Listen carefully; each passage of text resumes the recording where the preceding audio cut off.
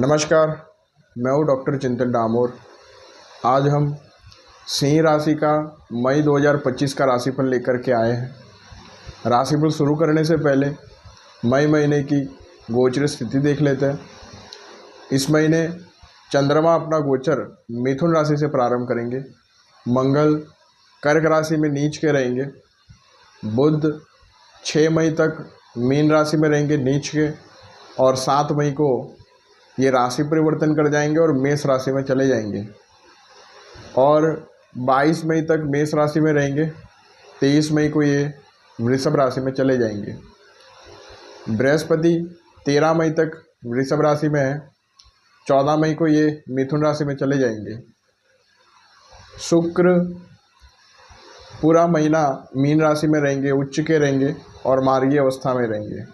31 मई को ये मेष राशि में चले जाएंगे। शनि मीन राशि में रहेंगे और सूर्य 14 मई तक मेष राशि में रहेंगे और 15 मई को ये वृषभ राशि में चले जाएंगे। राहु 17 मई तक मीन राशि में रहेंगे और फिर 18 मई को ये कुंभ राशि में चले जाएंगे, और केतु सिंह राशि में चले जाएंगे। आपके लग्नेश सूर्य आपके नवम भाव में गोचर में रहेंगे 14 मई तक, और 7 मई से धनेश और लाभेश बुध भी आ जाएंगे और यहाँ पर बुध आदित्य योग भी बन जाएगा। तो स्वास्थ्य के लिहाज से आपका ये महीना बहुत अच्छा रहने वाला है। इस समय आपके द्वादश भाव में मंगल नीच करेंगे चतुर्थेश और नवमेश होकर के। मंगलिक योग का प्रभाव भी रहेगा। वैवाहिक जीवन में तनाव भी देखने को मिलेगा। सप्तम शनि अष्टम में गोचर में रहने वाले हैं, और मंगल द्वादश भाव में नीच के होकर के अष्टम दृष्टि से सप्तम भाव को प्रभावित करेंगे। तो वैवाहिक जीवन में तनाव भी देखने को मिलेगा। जीवन साथी की सेहत प्रभावित हो सकती है। इस समय पारिवारिक सुखों में कमी देखने को मिलेगी। भाग्य की हानि होगी। इस समय आपके खर्चों में वृद्धि होगी। आपको अपने फिजूल खर्ची पर यहाँ पर रोक लगाने की ज़रूरत है। इस समय आपका स्वास्थ्य भी प्रभावित होगा। ब्लड प्रेशर के मरीजों को इस समय अपने स्वास्थ्य का ध्यान रखना होगा। इस समय आंखों से संबंधित रोग भी हो सकते हैं। सूर्य लग्नेश होकर के आपके नवम भाव में उच्च के है 14 मई तक। धर्म कर्म में रुचि बढ़ेगी। इस समय भाग्य का साथ मिलेगा। इस समय रुके हुए कार्य आपके पूरे होंगे। इस समय आपको धार्मिक यात्रा का योग भी बन रहा है। धार्मिक यात्रा हो सकती है। पिता के स्वास्थ्य में यहाँ पे सुधार देखने को मिलेगा और आपका स्वास्थ्य भी बेहतर रहेगा। 15 मई से आपके लग्न सूर्य आपके दसम भाव में चले जाएंगे, और यहाँ पर सूर्य के दसम भाव में जाने पर सूर्य दक्षिण दिशा में दिग्बली हो जाते हैं, बलवान हो जाते हैं। करियर में आपके लिए अच्छा है। करियर में उन्नति होगी, और इस समय कार्यस्थल पर आपको सफलता देखने को मिलेगी। आपके मान सम्मान की वृद्धि होगी। सरकार से आपको लाभ की प्राप्ति होगी। आपकी सामाजिक प्रतिष्ठा में इस समय वृद्धि होगी, और सहकर्मियों का सहयोग प्राप्त होगा, और कार्य क्षेत्र में आपको सकारात्मक परिणाम देखने को मिलेंगे। बुध यहाँ पर लाभेश और धनेश है, और ये आपके 7 मई से नवम भाव में चले जाएंगे। बुधादित्य योग बनेगा, और 7 मई से 14 मई तक यहाँ पे बुधादित्य योग भी रहेगा।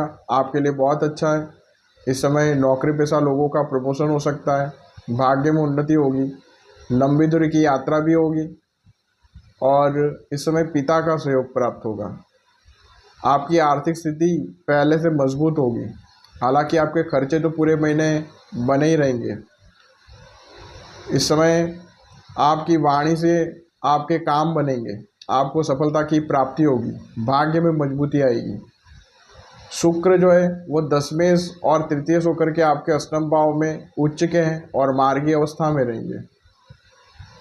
तो इस समय आपको करियर में सफलता मिलेगी। करियर में आ रही रुकावटें दूर होंगी, और इस समय छोटे भाई बहनों को किसी प्रकार का कष्ट हो सकता है। आपको परिवार का सहयोग प्राप्त होगा, और इस समय आर्थिक लाभ प्राप्त होगा। शनि यहाँ पर षष्ठेश और सप्तमेश होकर के अष्टम भाव में, वैवाहिक जीवन में यहाँ पे थोड़ी डिस्टरबेंस रहेगी, पति पत्नी में ईगो प्रॉब्लम्स बढ़ सकती है, मनमुटाव की स्थिति रहेगी।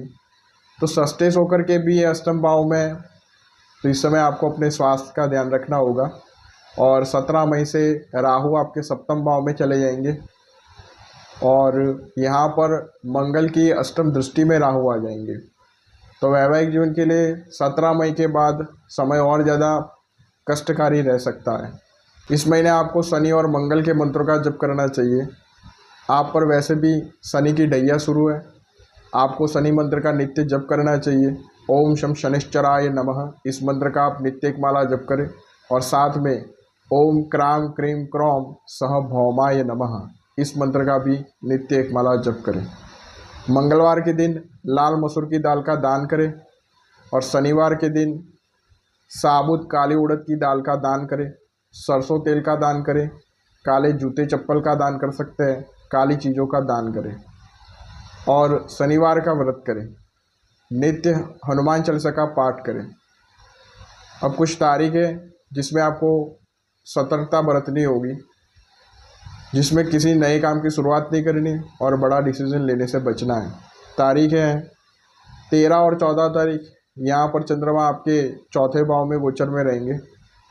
22 और 23 तारीख यहाँ चंद्रमा आपके अष्टम भाव में गोचर में रहेंगे और 3, 4, 30 और 31 तारीख यहाँ पर चंद्रमा आपके 12वें भाव में गोचर में रहेंगे। उम्मीद करता हूँ दोस्तों आपको ये वीडियो पसंद आई होगी। मिलता हूँ आपसे अगले वीडियो में। नमस्कार।